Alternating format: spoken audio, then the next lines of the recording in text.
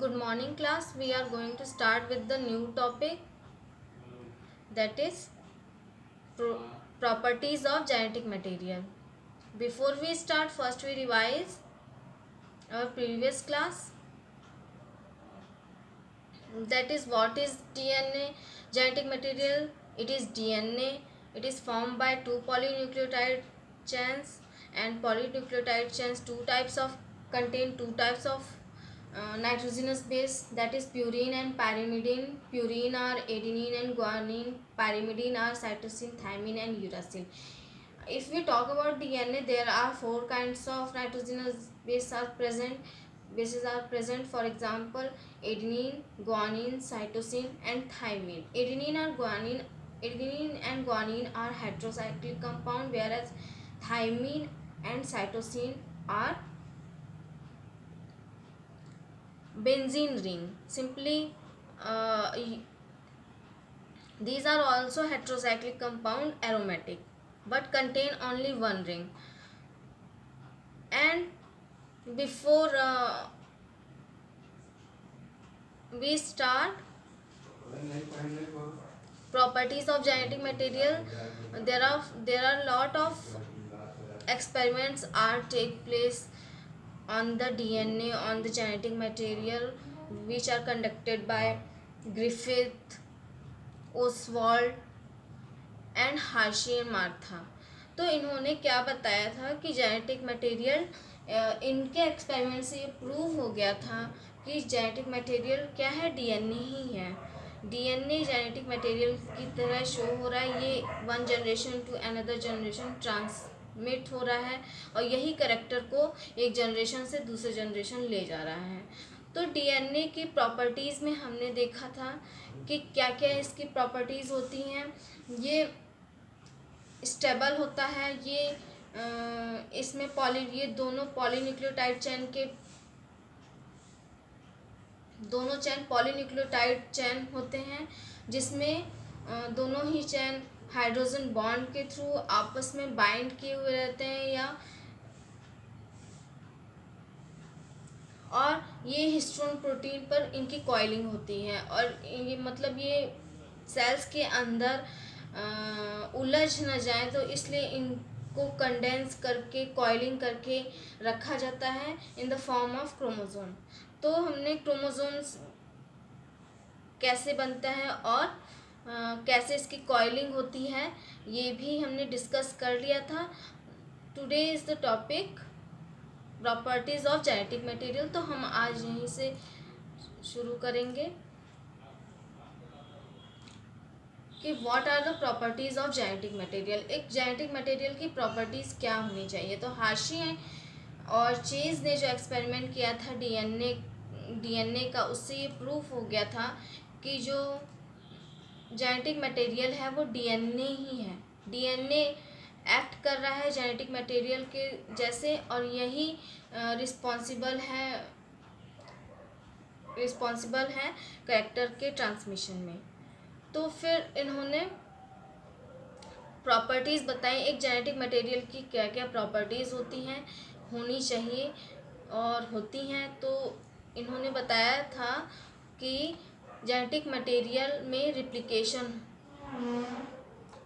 होना चाहिए, मतलब इसमें एबिलिटी होनी चाहिए कि ये रिप्लिकेट हो सके. फॉर एग्जांपल, रिप्लिकेशन मीन्स कि ये जो डबल हेलिकल डीएनए का स्ट्रक्चर है, ये by the process of replication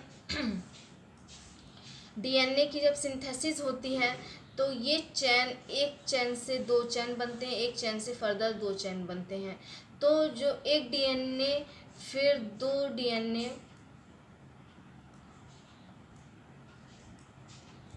chain को बनाने के लिए रिस्पॉन्सिबल होता है. तो इसमें रिप्लिकेशन में क्या है कि सिंथेसिस होती है एक डीएनए से दो डीएनए मॉलिक्यूल की और चेन की. It should chemically and structurally stable. ये जो डीएनए मॉलिक्यूल होता है, ये केमिकली भी स्टेबल होना चाहिए, स्ट्रक्चरली भी स्टेबल होना चाहिए। हमने इससे पहले म्यूटेशन में पढ़ा है कि अगर इसमें कोई भी चेंज होता है डीएनए मॉलिक्यूल में, चाहे नाइट्रोजनस बेस में, सिंगल नाइट्रोजनस बेस में अगर कोई चेंज होता है और डीएनए मॉलिक्यूल में कोई चेंज होता है या टूट जाता है ये डीएनए मॉलिक्यूल, तो उससे म्यूटेशन कॉज होता है और म्यूटेशन से कितनी सीवियर डिजीज़ कॉज हो सकती है। For example sickle cell anaemia, इसमें सिर्फ एक नाइट्रोजनस बेस के चेंज से डिजीज़ कॉज हो जाती है और वो नाइट्रोजनस बेस सिर्फ एडिनिन था। एडिनिन के को रिप्लेस करके जब यूरेसिल आ जाता है एमआरएनए में, मतलब कि एडिनिन को रिप्लेस करके थायमिन आ जाता है और थायमिन फिर यूरेसिल को कोड करने लग जाता है, तो कितनी सिर्फ एक नाइट्रोजनस बेस से कितनी सीवियर डिजीज़ कॉज हो जाता है डीएनए से। तो डीएनए का केमिकली और स्ट्रक्चरली स्टेबल होना बहुत ज़रूरी है इसके लिए। फिर थर्ड इसमें फीचर्स था या थर्ड जो इसका करेक्टर था वो ये था कि ये इसमें म्यूटेशन के चांसेस कम होने चाहिए। मतलब कि चेंजेस तो होने चाहिए, क्योंकि जब चेंज नहीं होगा तो रिकॉम्बिनेशन नहीं होगा। रिकॉम्बिनेशन के लिए चेंजेस ज़रूरी हैं, लेकिन वो स्लो चेंजेस होने चाहिए, वो म्यूटेशन नहीं होना चाहिए, क्योंकि इवोल्यूशन के लिए रिकॉम्बिनेशन भी होना ज़रूरी है। तो वो सडन ना हो, वो थ्रू द किसी मैकेनिज्म, जैसे सेल में क्रॉसिंग ओवर मैकेनिज्म के थ्रू चेंजेस होते हैं, तो ये चेंज सिर्फ क्रॉसिंग ओवर के थ्रू हो, किसी और वे से ना हो, तो ये भी होना चाहिए। और ये मेंडेलियन कैरेक्टर्स को भी शो करना चाहिए। मेंडेलियन कैरेक्टर क्या था कि रिकॉम्बिनेशन था मेंडेलियन का, और उन्होंने बताया था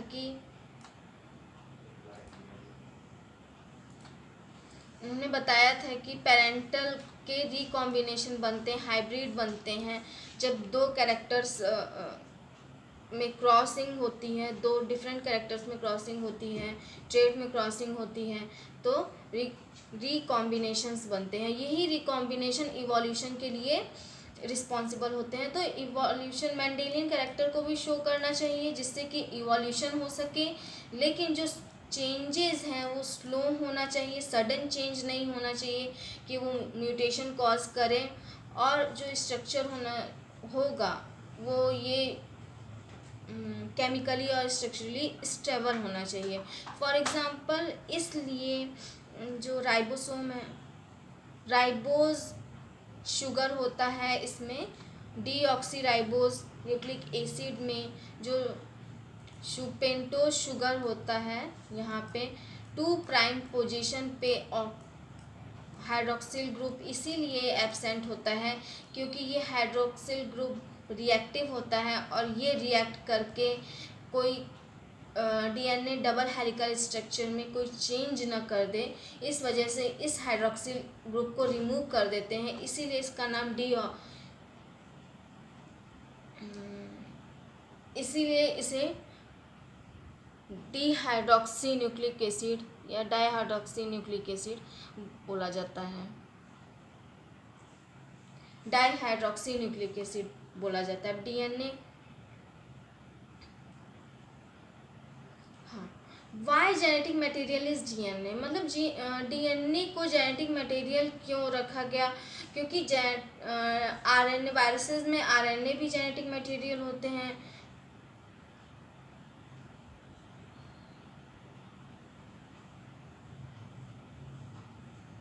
आरएनए भी जेनेटिक मटेरियल की तरह शो होता है।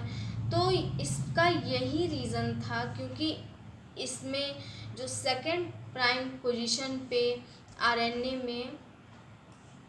आरएनए के न्यूक्लियोटाइड में सेकंड प्राइम पोजीशन पे हाइड्रोक्सिल ग्रुप प्रेजेंट होता है। यहाँ पे हाइड्रोक्सिल ग्रुप प्रेजेंट होता है, तो इसलिए ये बहुत रिएक्टिव हो जाता है, ये यहाँ पे रिएक्टिव हो जाता है और यहाँ पे 3 प्राइम ओ एच से जुड़ने के बजाय जो nucleotide 5 prime to 3 prime direction में जुड़ता है, ये अगर यहाँ पे हाइड्रोक्सिल ग्रुप प्रेजेंट होगा, यहाँ पे भी हाइड्रोक्सिल ग्रुप प्रेजेंट होगा, तो जो अगला न्यूक्लियोटाइड आएगा जिसके पास PO4 डबल माइनस है, PO4 डबल माइनस है, इसका ऑक्सीजन यहाँ पे रिएक्ट, यहाँ पे बॉन्ड बना लेगा, डायएस्टर बॉन्ड बना लेगा इस हाइड्रोक्सिल ग्रुप के पास। तो 2 प्राइम OH से ये जुड़ जाएगा, तो इसका स्ट्रक्चर चेंज हो जाएगा। इसका स्ट्रक्चर इसलिए चेंज जो हो जाएगा, ये 5 प्राइम टू 2 प्राइम में सिंथेसिस हो जाएगी। जो हमेशा DNA की synthesis 5 prime to 3 prime direction में होती है, वो 3 प्राइम के हाइड्रोक्सिल ग्रुप से जुड़ता है। तो क्या होगा इस केस में, जब यहाँ पे अगर DNA की बात करें तो जो डीऑक्सीराइबोज न्यूक्लिक एसिड है, यहाँ पे ऑक्सीजन प्रेजेंट हो जाएगा अगर, तो जो PO4 है न्यूक्लियोटाइड का, जब सिंथेसिस होती है PO4 माइनस है अगले न्यूक्लियोटाइड में जो फॉस्फेट ग्रुप है, इसका ऑक्सीजन यहाँ बाइंड कर जाएगा और डायएस्टर बॉन्ड बना लेगा। जो सिंथेसिस होती है 5 प्राइम से 3 प्राइम डायरेक्शन में, वो सिंथेसिस हो जाएगी 5 प्राइम से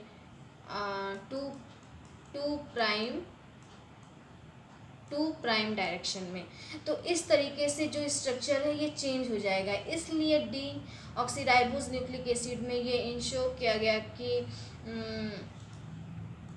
किया गया कि यहाँ पे अगर ऑक्सीजन को हटा देंगे तो इसका स्ट्रक्चर स्टेबल हो जाएगा, और ये हमेशा PO4 3 प्राइम के हाइड्रोक्सिल ग्रुप के ऑक्सीजन से ही बाइंड करेगा और डायएस्टर बॉन्ड का फॉर्मेशन करेगा। तो ये इसलिए यहाँ से OH ग्रुप रिमूव कर दिया गया, डीऑक्सीराइबोज न्यूक्लिक एसिड DNA से रिमूव कर दिया गया कि इसकी स्टेबिलिटी एज सच रहे। और इसलिए जेनेटिक मटेरियल भी DNA शो होता है, क्योंकि ये इन कंपैरिजन टू RNA ये ज़्यादा स्टेबल है, क्योंकि RNA में OH ग्रुप रहता है। तो यहाँ पे अगर ये जेनेटिक मटेरियल होता RNA, तो यहाँ पे म्यूटेशन के चांसेस बहुत ज़्यादा बढ़ जाते हैं। यहाँ पे म्यूटेशन के चांसेस बहुत ज़्यादा बढ़ जाते हैं, क्योंकि यहाँ RNA में 2 प्राइम OH ग्रुप प्रेजेंट है। तो म्यूटेशन अगर कॉज होगा तो ये जो इसका जो सिंथेसिस होती है RNA की, जब न्यूक्लियोटाइड जो 5 प्राइम का है वो 3 प्राइम पर ना बाइंड करके वो 2 प्राइम हाइड्रोक्सिल ग्रुप से बाइंड कर जाएगा, तो म्यूटेशन कॉज हो जाएगा, मतलब DNA का स्ट्रक्चर चेंज हो जाएगा। तो इसलिए RNA को जेनेटिक मटेरियल नहीं लेते हैं, और इसीलिए हम वायरसेस में इतने ज़्यादा दिखते हैं, मतलब इतने ज़्यादा वैरायटी के वायरसेस दिखते हैं। अगर हम एक वायरस की वैक्सीन तैयार कर लेते हैं तो नया वायरस बन के तैयार हो जाता है। वो इसलिए तैयार हो जाता है क्योंकि वहाँ पे जो जेनेटिक मटेरियल है वो RNA है, सिंगल स्ट्रैंडेड RNA है। अब क्योंकि हर बार RNA में म्यूटेशन कॉज, वहाँ पे वायरसेस में जो जेनेटिक मटेरियल RNA है, हम एक वायरस के लिए वैक्सीन बनाते हैं, एक वायरस के लिए लड़ने के लिए तैयार हो जाते हैं, तब से दूसरा वायरस में जो सेकेंड वायरस है उसमें म्यूटेशन हो जाता है, उसके जेनेटिक मटेरियल RNA में म्यूटेशन हो जाता है और वो नए वायरस में कन्वर्ट हो जाता है। जब ये नया वायरस कन्वर्ट हो जाता है तो फिर से ये हम ह्यूमंस पे या कोई और ऑर्गेनिज्म है उन पे अटैक करने लग जाता है। अब इसकी वैक्सीन तैयार नहीं है तो क्या होगा, ये डिजीज़ कॉज करने लग जाता है। For example Ebola virus and अभी जो चल रहा है कोविड-19, तो वो भी क्या है, एक म्यूटेशन की वजह से नए वायरसेस इसी वजह से बन जाते हैं, नए वायरसेस इसी वजह से, जबकि उनमें तो उनका स्ट्रक्चर सिंपल होता है, सिर्फ उनमें एक प्रोटीन कोट होता है, सभी सेल ऑर्गेनेल्स जो रहते हैं वो सब एब्सेंट होते हैं, इसमें सिर्फ एक प्रोटीन कोट रहता है, और आरएनए जेनेटिक, उनका जेनेटिक मटेरियल, अगर डीएनए है तो डीएनए और आरएनए है तो आरएनए, और इनका आरएनए हाईली अनस्टेबल रहता है। वायरसेस का आरएनए के अनस्टेबल होने की वजह से जो इनके इनमें म्यूटेशन है, ये म्यूटेशन हो जाता है और ये नए वायरसेस में चेंज हो जाते हैं। फॉर एग्जांपल हमने इस वायरस की वैक्सीन तैयार कर ली है, अगर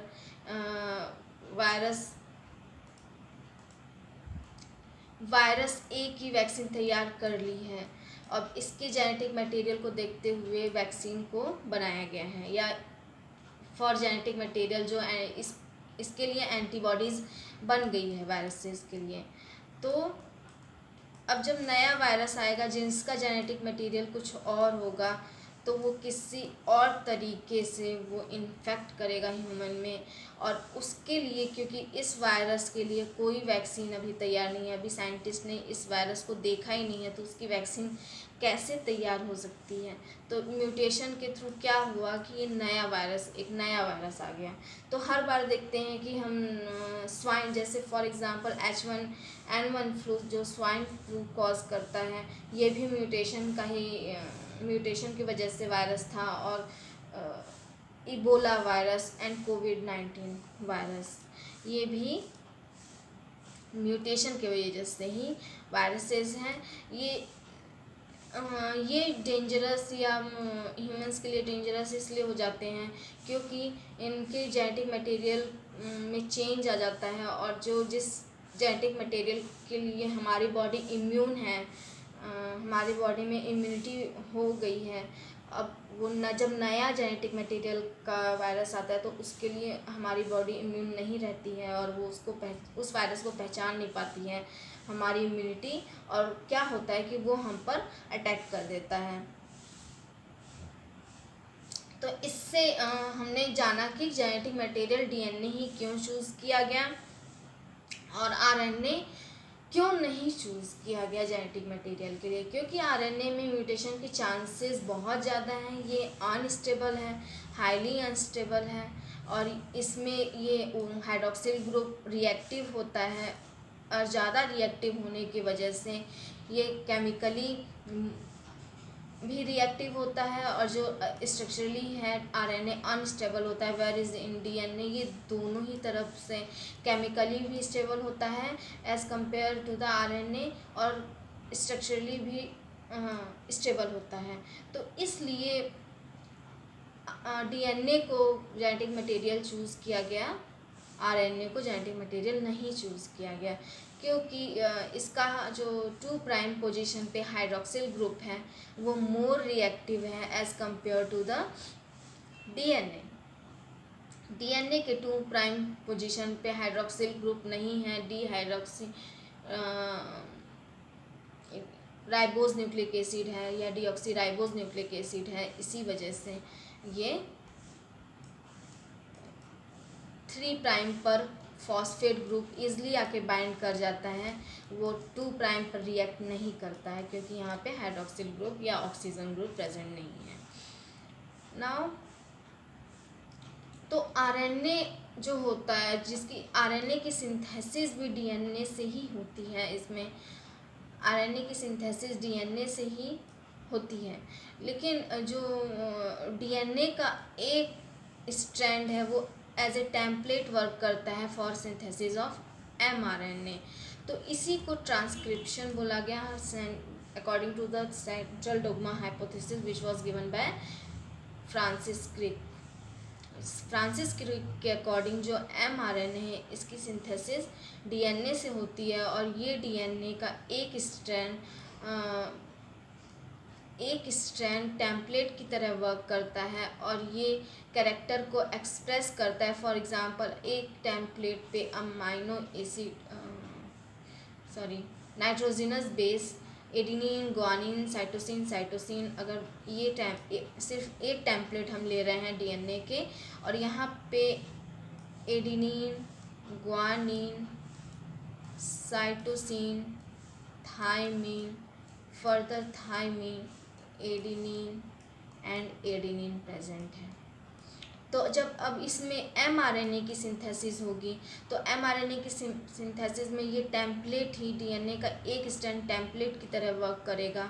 और यहाँ पे mRNA की सिंथेसिस कैसे होगी, जैसे एडिनिन है तो एडिनिन हमेशा थाइमिन से बाइंड करेगा, क्योंकि mRNA में थाइमिन नहीं होता है, यहाँ पे यूरेसिल होता है, तो ये थाइमिन को रिप्लेस करके यूरेसिल यहाँ पे आ जाएगा एडिनिन के बजाय।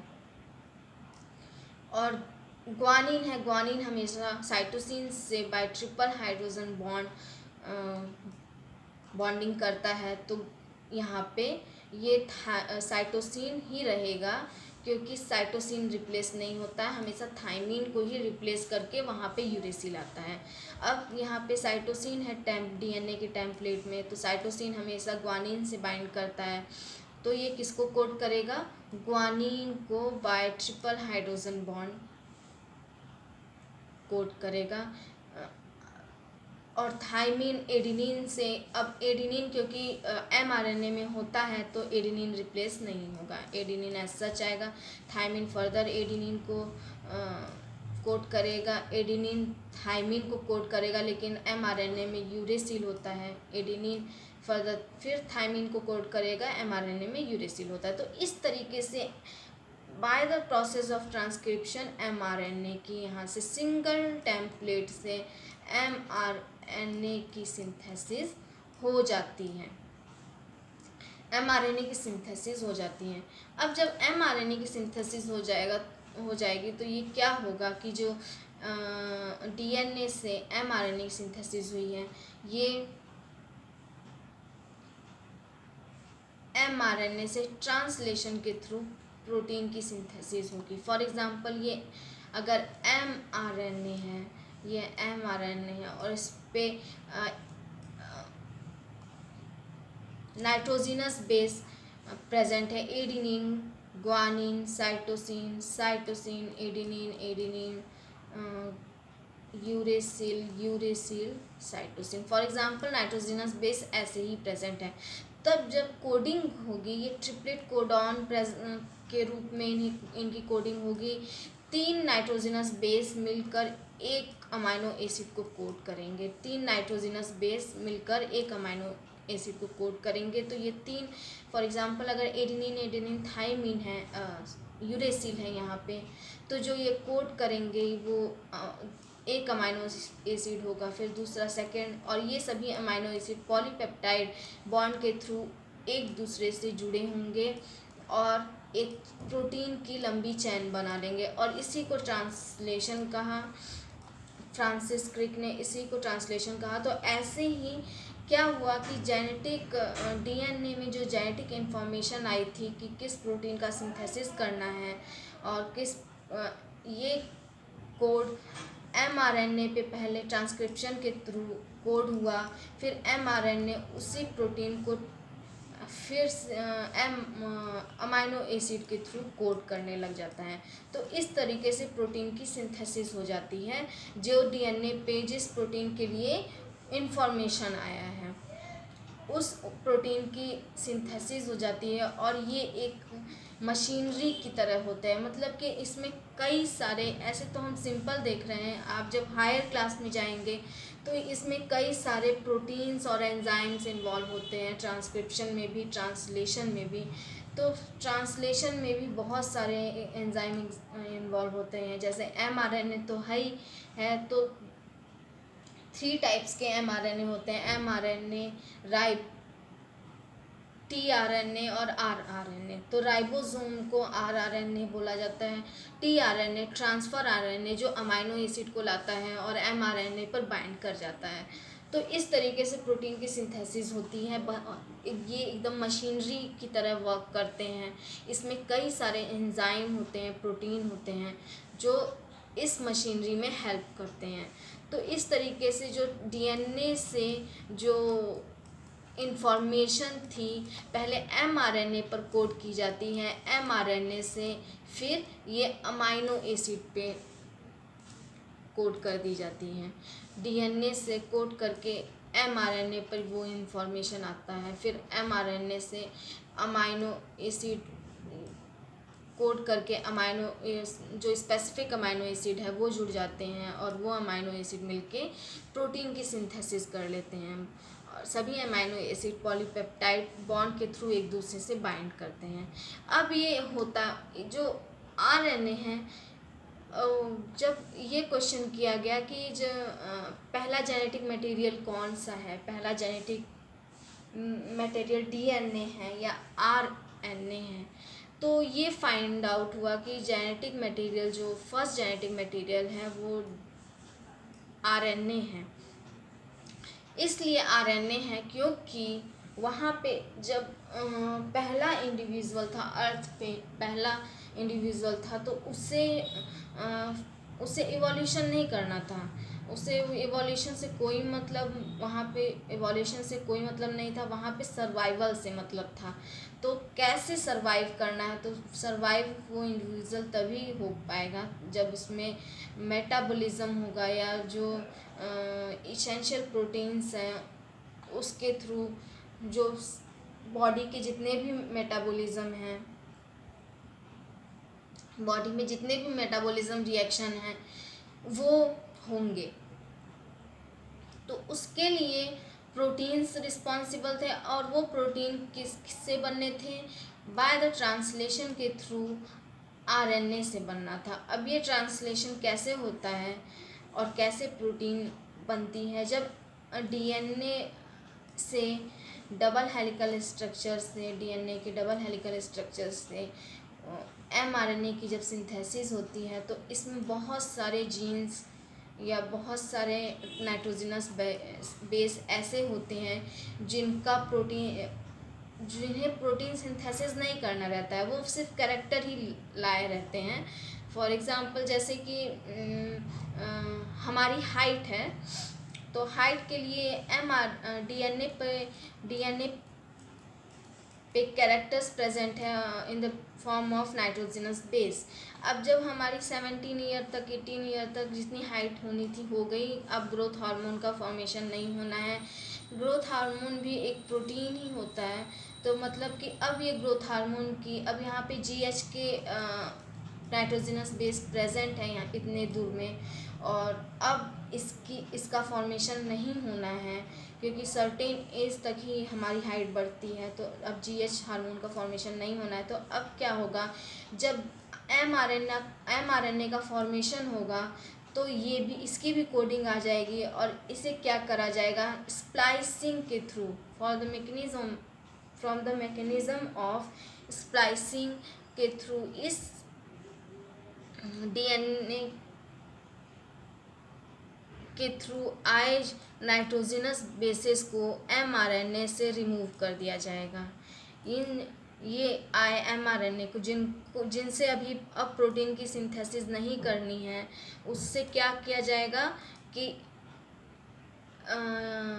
अब इस इतने पोर्शन से जो जीएच हार्मोन का कर रहा था, फॉर एग्जांपल जीएच हार्मोन का सिंथेसिस कर रहा था, अब फर्दर क्योंकि जीएच हार्मोन नहीं चाहिए तो ये क्या किया जाएगा कि इसे हटा दिया जाएगा, इसे कट करके हटा दिया जाएगा इतने पोर्शन को, क्योंकि इतने पोर्शन से अब प्रोटीन की सिंथेसिस नहीं करनी है, हटा दिया जाएगा। इसी को स्प्लाइसिंग प्रोसेस कहते हैं। और जो जिस पोर्शन को हटा दिया जाएगा उसे एक्सॉन्स बोला जाता है। इंट्रॉन्स बोला जाता है, जिस पोर्शन को हटाया जाएगा उसे इंट्रॉन्स बोला जाएगा क्योंकि ये इनर साइड में प्रेजेंट रहते हैं। और जिस पोर्शन को रखा जाएगा एज सच प्रोटीन सिंथेसिस के लिए उसे इंट्रॉन्स बोला जाता है। तो जब वो एक्सॉन को हटा दिया जाएगा तो सभी इंट्रॉन्स को आपस में जोड़ दिया जाएगा थ्रू आरएनए रिपेयर। यहाँ पे एक प्रोटीन इन्वॉल्व होता है, आरएनए रिपेयर प्रोटीन, जो स्प्लाइसिंग के बाद एमआरएनए के इंट्रॉन्स को जोड़ने का काम करता है। अब ये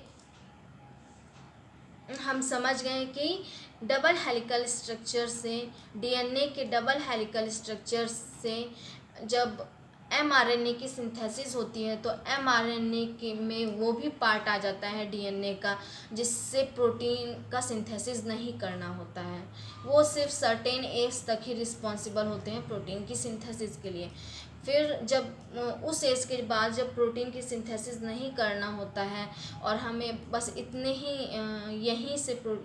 इतने ही सीक्वेंस से प्रोटीन की सिंथेसिस करनी होती है, तो जो जिससे प्रोटीन की सिंथेसिस नहीं करना है उन्हें इंट्रॉन्स बोला जाता है, क्योंकि ये बीच बीच में प्रेजेंट होते हैं, इन बिटवीन एक्सॉन्स के बीच में प्रेजेंट होते हैं। तो इनको रिमूव कर दिया जाता है थ्रू एंजाइम के थ्रू रिमूव कर दिया जाता है। इसी फिनोमेना को स्प्लाइसिंग बोलते हैं। और फिर फर्दर इन जो एक्सॉन हैं, सभी के एक्सॉन हैं, उन्हें आरएनए रिपेयर के थ्रू जोड़ दिया जाता है यहाँ पे, और फिर मैच्योर एमआरएनए की सिंथेसिस होती है। अभी जो मैच्योर एमआरएनए की सिंथेसिस हुई वही फर्दर प्रोटीन की सिंथेसिस करेगा। तो इस तरह रिपेयर के थ्रू जो है, रिपेयर के थ्रू डीएनए की भी रिपेयरिंग होती है और आरएनए की भी रिपेयरिंग होती है। अगर डीएनए की रिपेयरिंग होगी तो वहाँ पे डीएनए रिपेयर प्रेजेंट होगा, एमआरएनए की रिपेयरिंग होगी तो यहाँ पे आरएनए रिपेयर प्रेजेंट होगा। तो इस तरीके से एमआरएनए से प्रोटीन की सिंथेसिस होती है। तो ये एमआरएनए प्रोटीन की सिंथेसिस में वर्क करता है, एज वेल एज ये कैटलिस्ट की तरह भी वर्क करता है, क्योंकि बहुत सारे बॉडी में ऐसे फंक्शंस होते हैं जो एमआरएनए कैटलिस्ट के थ्रू होते हैं। तो क्योंकि ये रिएक्टिव होता है एमआरएनए, हम इससे पढ़े हैं कि ये क्यों रिएक्टिव होता है। इसमें हाइड्रॉक्सिल ग्रुप होता है आरएनए में 2 प्राइम पोजीशन पे हाइड्रॉक्सिल ग्रुप होता है। तो ये रिएक्टिव होता है, तो ये कैटलिस्ट की भी तरह वर्क करता है। तो इसलिए ये कैटलिस्ट की तरह प्रोटीन सिंथेसिस में भी वर्क करता है। तो इसके इंट्रॉन जो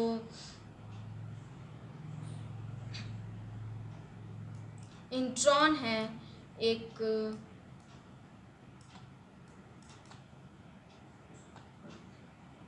पोर्शन है, इसको हटा दिया जाता है और हटा के फिर फर्दर मैच्योर एमआरएनए की सिंथेसिस की जाती है। तो जो रफ एमआरएनए बना है, रफ डीएनए से एमआरएनए बना है, तो पूरे से प्रोटीन की सिंथेसिस नहीं होनी रहती है, पूरे एमआरएनए से प्रोटीन सिंथेसिस नहीं रहनी। हमें बस वही एमआरएनए चाहिए रहता है जिसके जो प्रोटीन हमें चाहिए, बस उतने ही एमआरएनए को हमें बनाना रहता है। तो उतने ही एमआरएनए को एक साथ बाइंड कर दिया जाता है पोर्शन में, और इसे ही जो एमआरएनए चाहिए होता है प्रोटीन सिंथेसिस में, उसे एक्सॉन बोला जाता है। और जो जिसकी हमें अभी ज़रूरत नहीं है, जो रिक्वायरमेंट जिस पोर्शन की रिक्वायरमेंट अभी नहीं है, उसे इंट्रॉन बोला जाता है। तो इस तरीके से सभी को फ्यूज़ करके एमआरएनए बना लिया जाता है, मैच्योर एमआरएनए बना लिया जाता है। अब जब ये मैच्योर एमआरएनए बन जाता है तो इसी से ये न्यूक्लियस के बाहर भेज दिया जाता है और इससे प्रोटीन की सिंथेसिस हो जाती है इन द साइटोप्लाज्म। तो जो एमआरएनए की सिंथेसिस हुई वो न्यूक्लियस में होता है, जबकि प्रोटीन की सिंथेसिस जो होती है वो साइटोप्लाज्म में होती है। नेक्स्ट टॉपिक है डीएनए रिप्लिकेशन, वो हम नेक्स्ट क्लास में पढ़ेंगे।